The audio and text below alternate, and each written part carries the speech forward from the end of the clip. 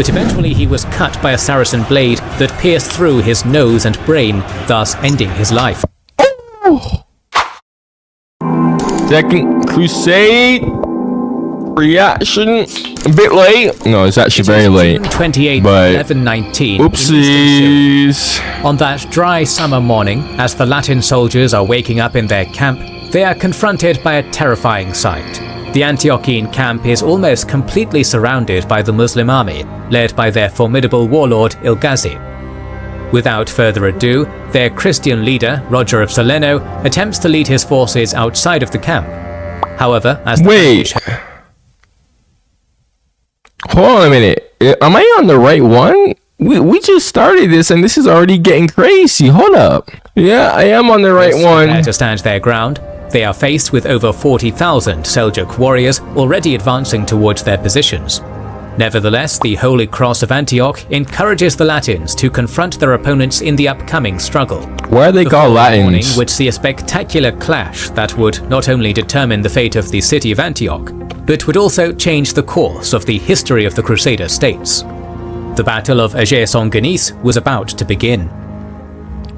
Oh my gosh! By our kind YouTube members. It's already getting real. I mean, just began like With that. the death of King Baldwin I of Jerusalem in 1118, the Latin knights and barons present in the Holy City had to choose his successor. Baldwin didn't have a natural-born heir, so in theory, his eldest brother, Eustace, seemed to be his most logical successor. Baldwin the goats, bro. I need to react to that guy.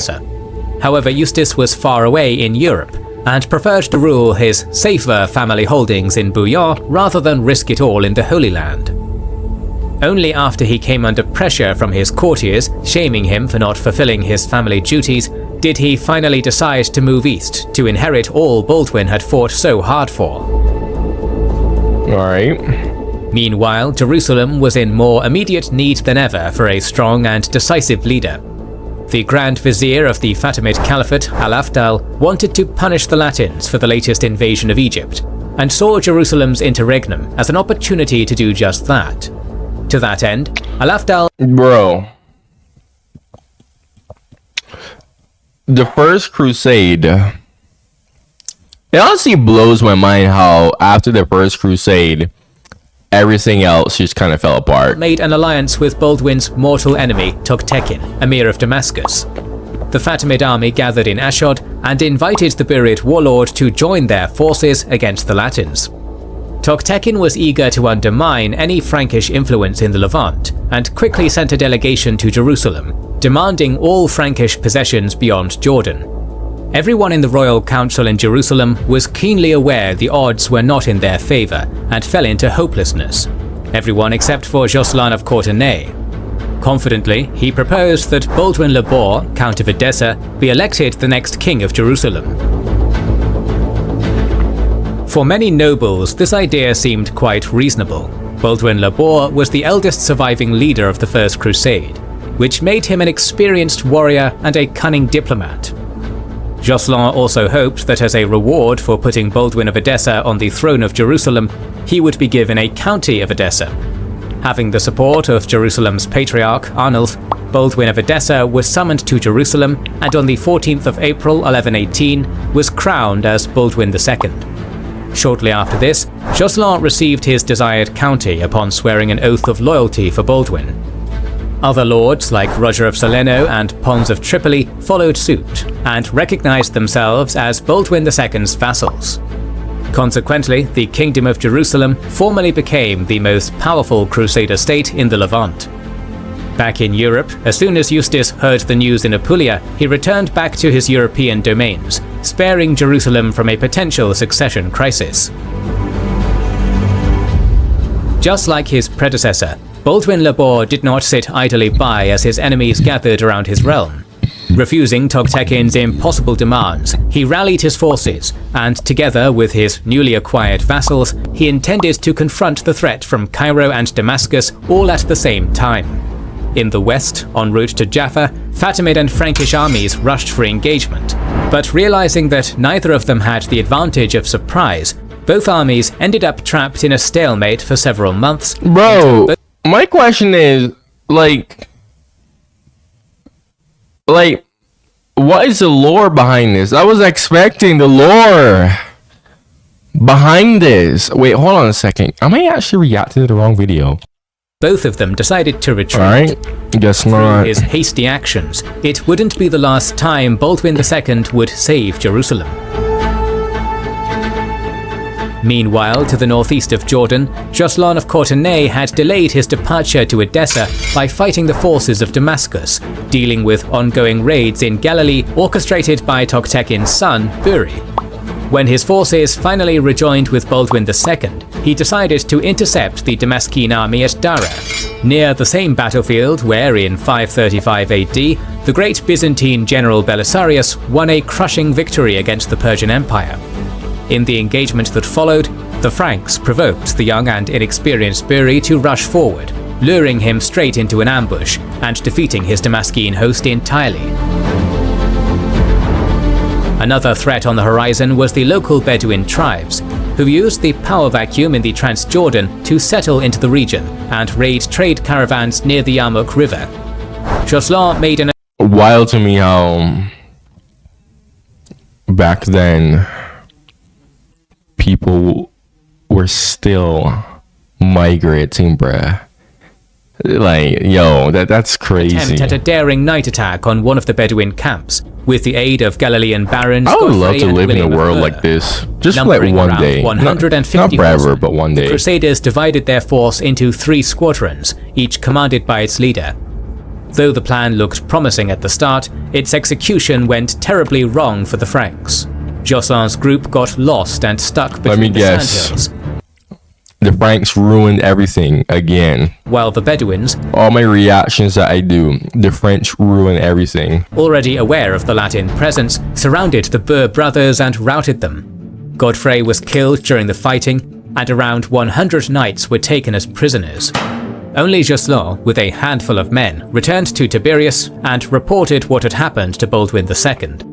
Evidently annoyed by this new nomadic thorn in his side, the King of Jerusalem sent an entire army to confront the Bedouin threat.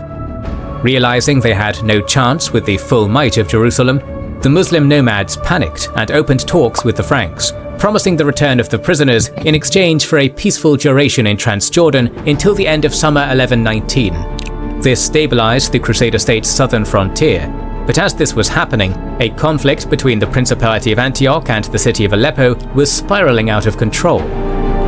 Bro, what is the lore behind all of this? Sultan Muhammad Tapar in 1118 sped up the fragmentation of the great Seljuk Empire, whose central authority had already been weakening for some time. Dude, I need to go check out the videos on the Seljuk Empire.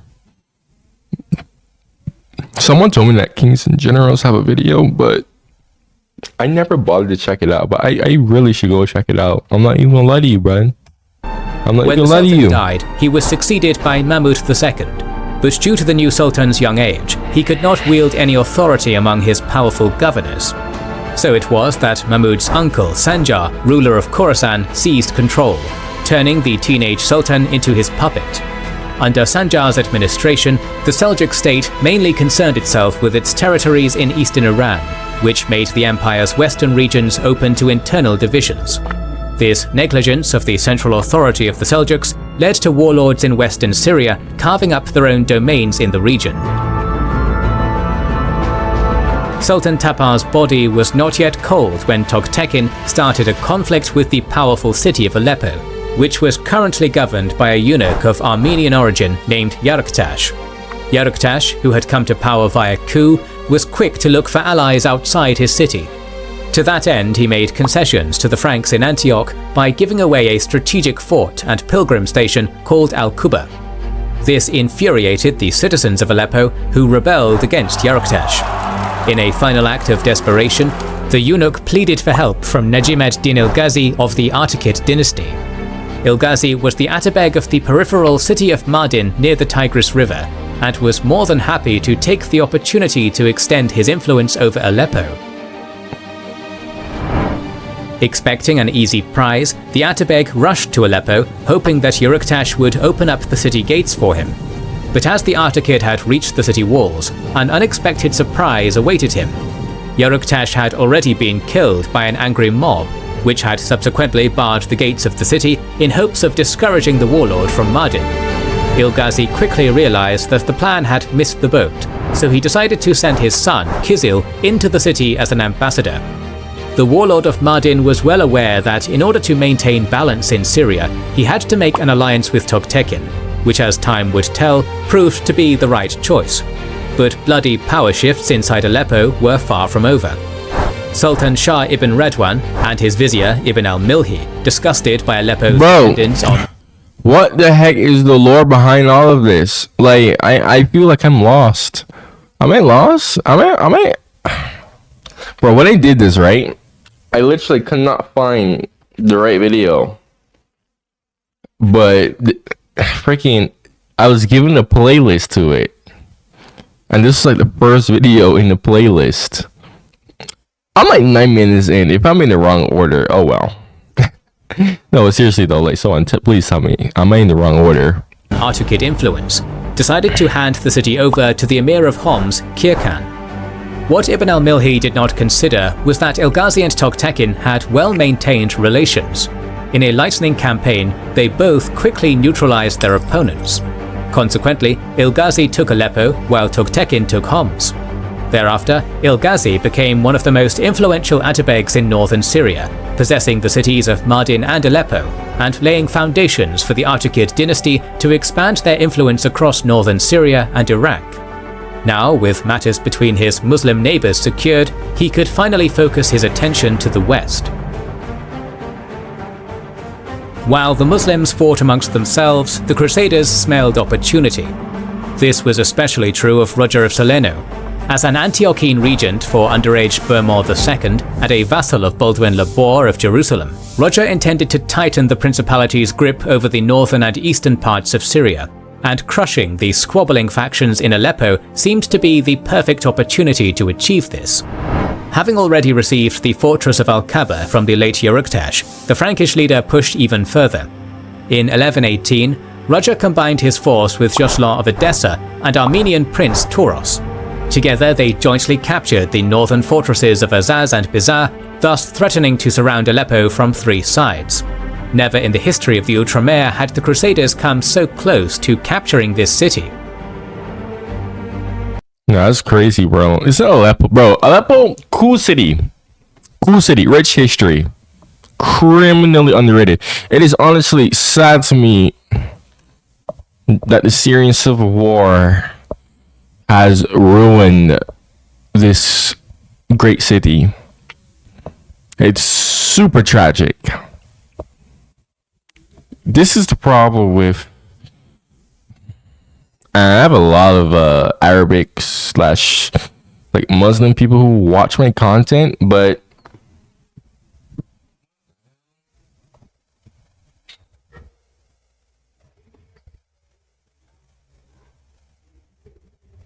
alright, sorry. I thought I saw something there. I should cut that out. No, but seriously, I noticed that in the Islamic world and Arab world, there's this like, I know there's the Shia divide, but it goes much deeper than that. It's like, there's a divide where, I know about pan-Arabism, where it's like, oh, we should all be one. But nobody wants to do that because, well, nobody wants to give up their power. There's something that I've noticed with a lot of the Arabs, like there's a bit of greed in there, and it really holds them back. I'm not saying that to insult them. It's just something that I've noticed. I've noticed it in other places too, not just the Arab world, but because I'm talking about Aleppo and whatnot. And I'm talking about Aleppo because you have all these factions in the Syrian civil war, and they're kind of all like related to each other, but they're all fighting against each other somewhat. And it's like, why I just view it as selfish greed and power, lust for power. And this is how you get cities like Aleppo with rich history destroyed. The Latin offensive of Roger... Wait, what happened to Antioch? Oh, wait, What happened to Antioch? Imposed a serious in like 2024. I gotta Google that. Antioch 2024. Which only made the confrontation with the Artuqids more inevitable. In response to the Latin encroachment, the Atabeg gathered his Turkoman horsemen, along with the Kurds and local Bedouin tribes under his command, and called his long-standing ally Toktekin of Damascus and the Mungatites of Shaizar for aid. Ilghazi used Toktekin's previous demands for retreat of all Franks beyond the Jordan River as a pretext to invade the Principality of Antioch. At first, Ilghazi ordered his Mungatite allies to raid Antiochene territory as far as Apamia, while part of his Turkoman force blocked the road to Damascus near Samada. Meanwhile, the Artuqid himself raided the borderlands of Edessa to discourage local Latin nobles from helping Antioch, which worked, mainly due to Joslan's absence from the region. Emboldened by his actions, Ilghazi moved with his 20,000 men to Kinasin near Aleppo to await for Toktekin's reinforcements. However, Toktekin was slow to arrive, and as time passed, Ilghazi began to grow increasingly angry at Damascus's emir's failure to show up at the scene.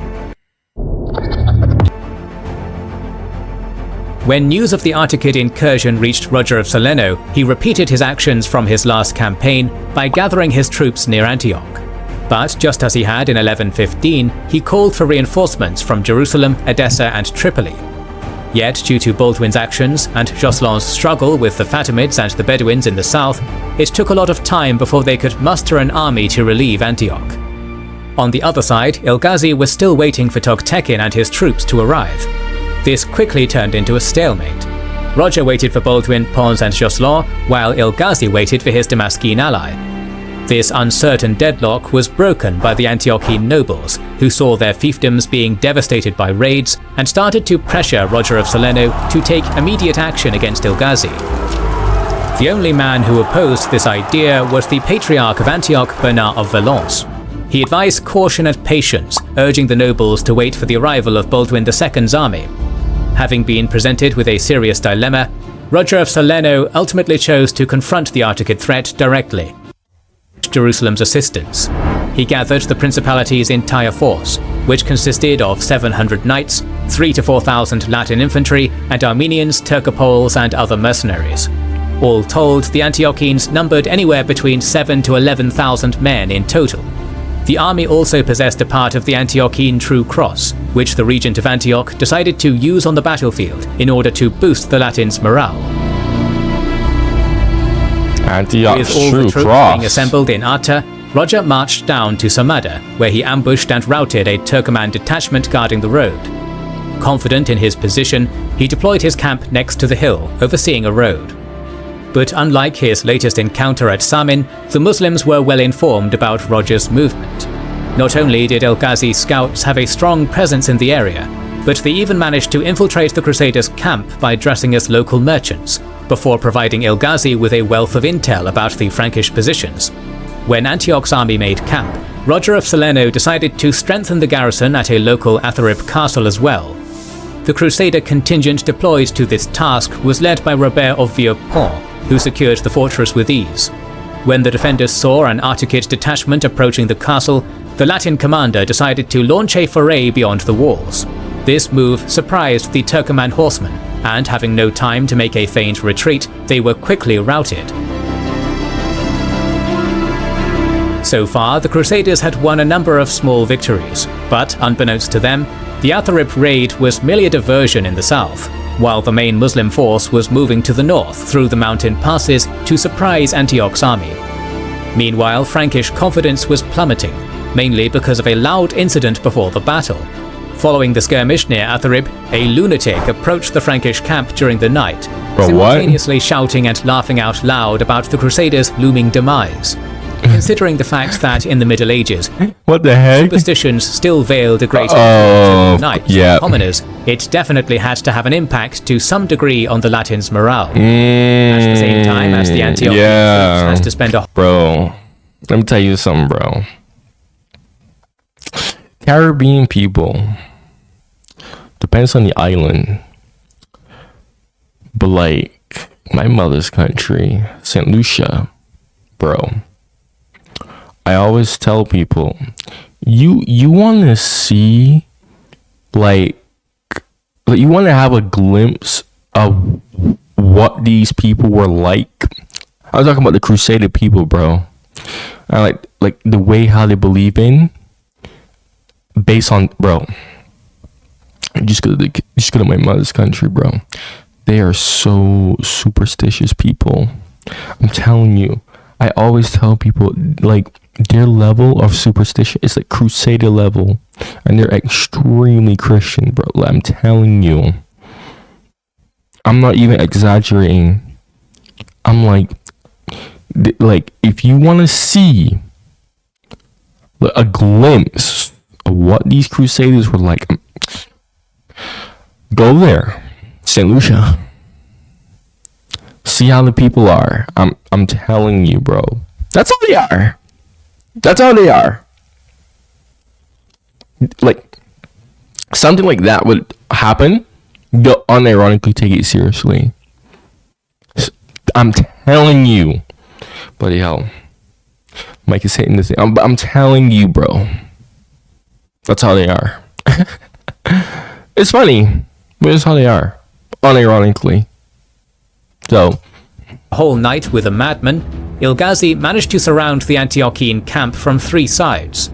On the 28th of June 1119, as the Franks woke up, they saw a terrifying sight of Artuqid troops encircling their positions. The night maneuver of Ilghazi had shocked the Antiochian regent. The Latin camp was nothing more than a temporary stockade, which did not possess any water or food supply, making it ill-suited to withstand a siege. Bro, how are you gonna... Roger sent scouts to look for a gap in Ilghazi's army, but as they searched for a potential weakness in the Artuqid line, they were driven back behind the palisade. Realizing the precariousness of his position, Roger hastily deployed his troops in line before the camp, bravely stating that he would like to go hunting. He ordered for a quick mass to be held, after which he divided his force into 4 groups. How are you gonna do this? Composed of heavy knights, commanded by... How are you gonna do this, man? Behind them was a second group of Latin horsemen, led by Robert of Saint-Lô. The left flank was composed of Turcopoles and lighter Armenian troops. Lastly, in the center, why are they called Latin? The Latin infantry. I'm trying to figure that out. The Holy Cross of Antioch. The prince hoped that his center and Armenian left flank would hold out until the right flank of the knights could penetrate the Artuqid left, allowing the Antiochian army to break through enemy encirclement. On the other side, Ilghazi first ordered his Turkoman horsemen to harass the Franks. Then he used his superior numbers to launch a direct charge of all his forces onto the enemy. After the initial exchange of bolts and arrows, it became all too clear that the Antiochians' battle plan wouldn't last. The initial Antiochian charge from the right flank, led by de Fremel's knights, had shell-shocked the Muslim troops at first, but it could not break the Artuqid left, and only temporarily managed to slow its advance. The second charge, led by Robert of Saint-Lô, faced the same issue, which resulted in lost momentum as the Latin knights gradually started to lose their ground. Yeah, I think it's kind of over for them. Left flank, things didn't look any better for Roger. Yeah, this is terrible. So effective that after a short bout of fighting, the Turcopoles and Armenians were overrun and fled to the center. It's so over for them. Yeah, bro, I don't know how this is gonna end, but I'm pretty sure I know how. Latin footmen. Around the same time, a strong wind named Kamsin arrived. It gathered up dry ground into a cloud of intense dust, and it blew directly in front of the Christians' faces. Their inability to see their opponents only added to the chaos and disorientation amongst the Latin ranks. Oh, bro, I thought this was gonna be some type of like miracle wind or something. Oh, yeah, they're screwed. It didn't take long before the forces of Antioch were encircled from the left. Undeterred, Roger of Salerno still tried to press forward with his center and right flank in order to escape a possible encirclement. Only a group of knights, led by Renal Mazois, managed to break through. Giving chase to the Artuqid horsemen, Renal managed to rush Ilghazi's force from behind, but because of the intense wounds he sustained during the battle, he was barely able to ride a horse. His retainers instead decided to escort him to the closest tower. Simultaneously, the Antioch army couldn't break through and found itself completely surrounded. Oh! And ferocious in combat, but eventually he was cut by a Saracen blade that pierced through his nose and brain, thus ending his life. Oh! No! Oh, that's so bad.